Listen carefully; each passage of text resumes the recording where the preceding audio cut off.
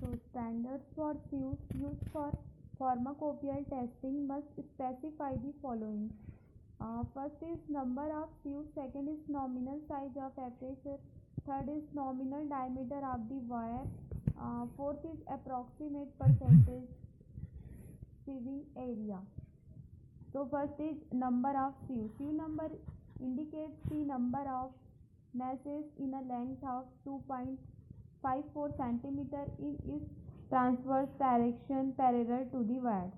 Second is nominal size of aperture. Nominal size of aperture indicates the distance between the wires. It represents the length of the side of the square aperture. The IP has Indian Pharmacopoeia has given the nominal mesh aperture size of majority sieves in mm or in centimeter. Nominal diameter of the wire. Wire mesh sieves are made from the wire having the specified diameter in order to give a suitable aperture size. Last is approximate percentage sieving area. This standard expresses the area of the mesh as a percentage of the total area of the sieve.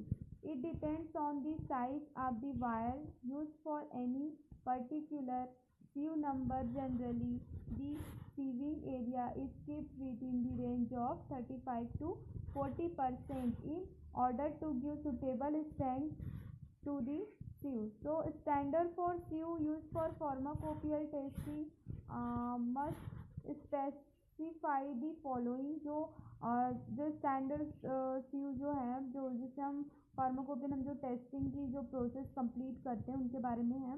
तो इसमें है number of sieves के बारे में. Sieve number indicates the number of meshes in a length of 254 cm in each transverse. ठीक है, इसको indicate करता है जो नंबर ऑफ sieve होता है वो. नॉमिनल साइज ऑफ एपरेचर क्या होता है? जो nominal size of aperture indicate the distance between the wires के इंडिकेट करता है वायर्स के बीच में डिस्टेंस को. And third is nominal diameter of the wire. Wire mesh sieves are made from the wire having the specified diameter to give a suitable aperture size.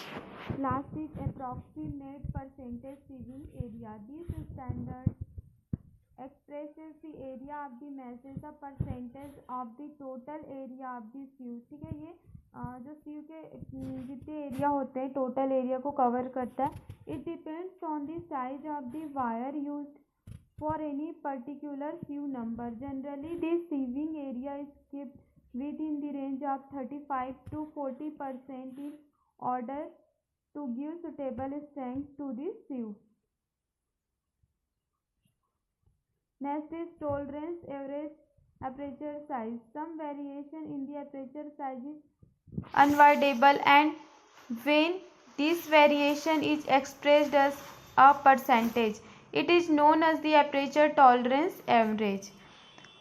Next is sieving method. In this method, the fine powder is separated from the coarse powder by using sieves of desired number.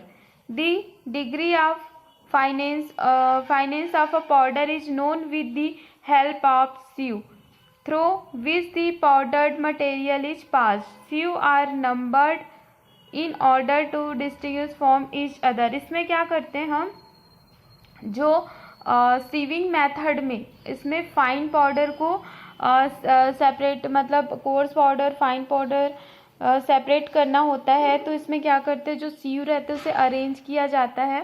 ठीक है, sieve are arrange in sieve of larger size is at the bottom. जो big size के जो sieve होते हैं उन्हें top में रखते हैं. And the smallest one at the bottom.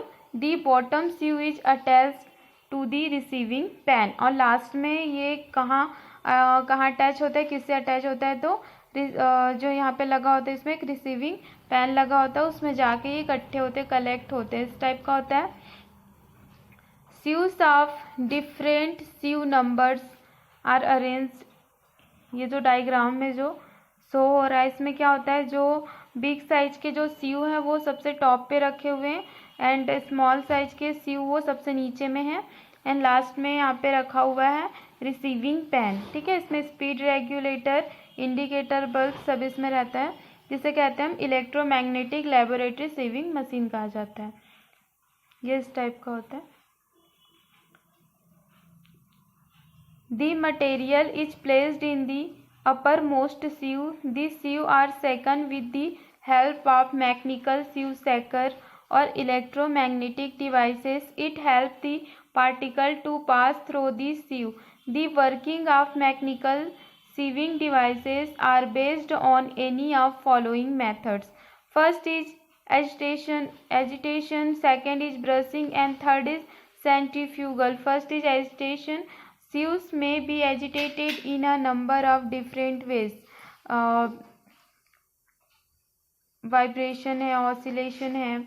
This sieve is mounted in a frame that oscillates back and forth. It is a simple method, but the material may roll on the surface of the sieve. एक simple method है first वाला. Second है इसमें vibration के लिए vibration method. This sieve is vibrated at high speed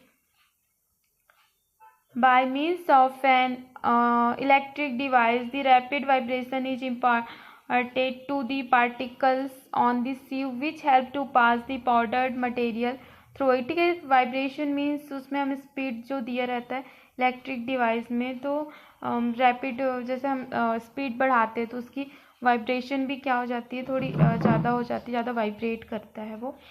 third is gyration. In this method a system is made so that sieve is on rubber mounting and connected to an eccentric flywheel. This gives a rotary movement of small amplitude to sieve, which in turn gives spinning motion to the particles that help to pass them through a sieve. Agitation methods are not continuous methods but can be made so by sieve and the provision of separate outlets for undersized and oversized particles. ये हो गया gyration का. फिर brushing methods क्या होते हैं. Brushing method in this case a brush is used to move the particles on the surface of the sieve and to keep the meshes clear. The brush is rotate in the middle in the case of a circular sieve, but spiral brush is rotate on the longitudinal axis in case of horizontal cylindrical sieve. ठीक है, ये उसका brushing method होता है जिसे हम brush को use करते हैं पार्टिकल्स को मूव कराने के लिए sieve के सरफेस में. Next is centrifugal methods.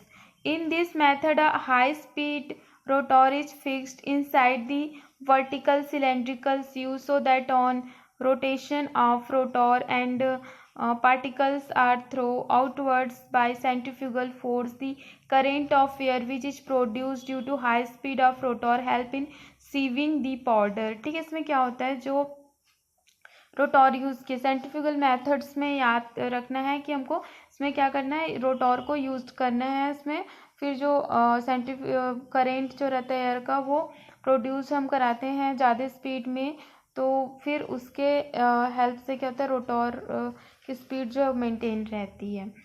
On stacking the powdered material in a mechanical or electromagnetic device using any of the above methods, the weight of powder retained on each sieve is determined. The percentage of each fraction is then calculated.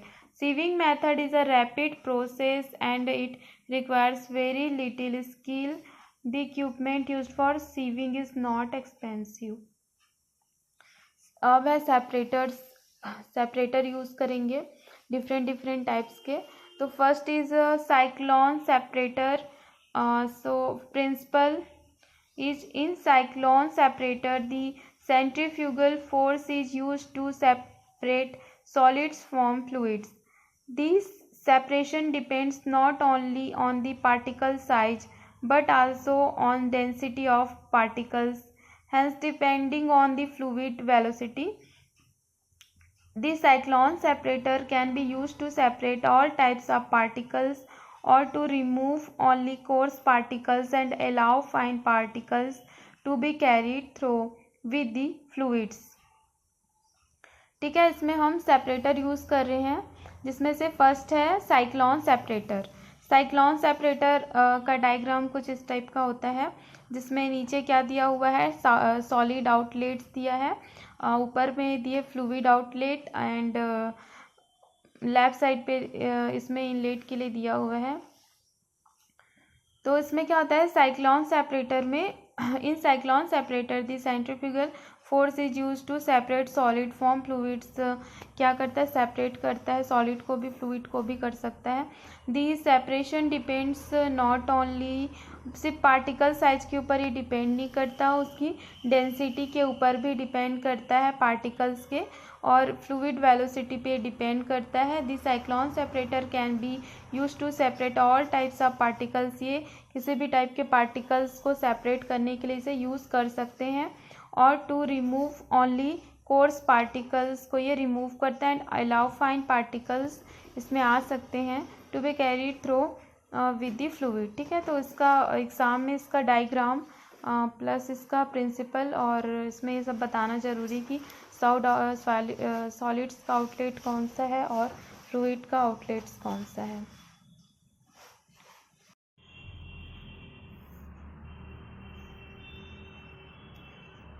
So next is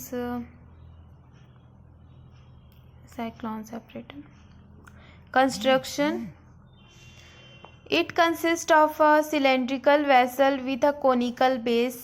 In the upper part of the vessel is fitted with a tangential inlet and a fluid outlet, and at the base it is fitted with solid outlet। ठीक है, किससे बना होता है ये, it consist of a cylindrical vessel, कुछ cylindrical shape हमें दिखाई दे रहा था, with a conical base. In the upper part of the vessel is fitted with a tangential inlet, जैसे हमने देखा था उसके लेफ्ट साइड पे जो था, and a fluid outlet, and the base it is fitted with solid outlet, and working is the suspension of a solid in gas is introduced at a very high velocity so that rotary movement takes place within the vessel.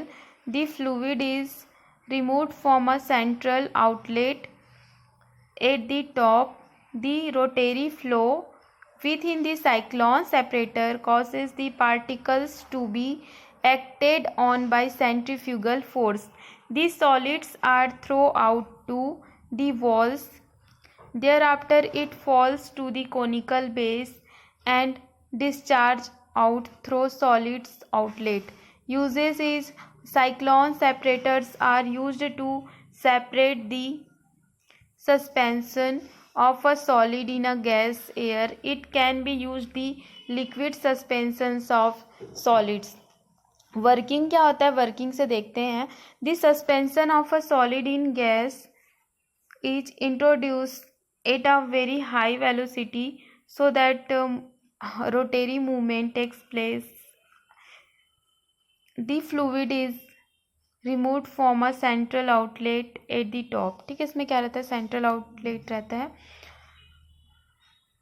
The rotary flow within the cyclone separator, the particles to be acted by a centrifugal force। कौन सा force इसमें रहता है, तो centrifugal force. The solids are throw out to the walls, and use क्या होता है इसका, सेपरेट करता है ये सॉलिड को, गैस को। It can be use with liquid suspension of solids के लिए भी इसे यूज़ किया जाता है।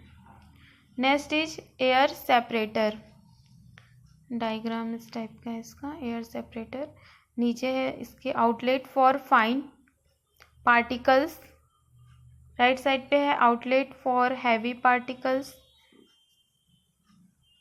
टॉप पे feed inlet, rotating blades. Principle is it works on the same principle as that of cyclone separator, but in this case the air movement is obtained by means of rotating disc and blades. To improve the separation, the stationary blades are used. By controlling these blades and the speed of rotation, it is possible to vary the size eight which separation occurs. इसमें क्या होता है, इसका जो principal होता, इसका जो सिद्धांत होता है वो साइक्लोन सेपरेटर के जैसा ही होता है, लेकिन इसमें क्या होता है, एयर मूवमेंट होता है, तो रोटेटिंग डिस्क और जो ब्लेड रहता है to improve the separation, improve करता है सेपरेशन को, स्टेशनरी प्लेट को इसमें इसलिए यूज़ किया जाता है।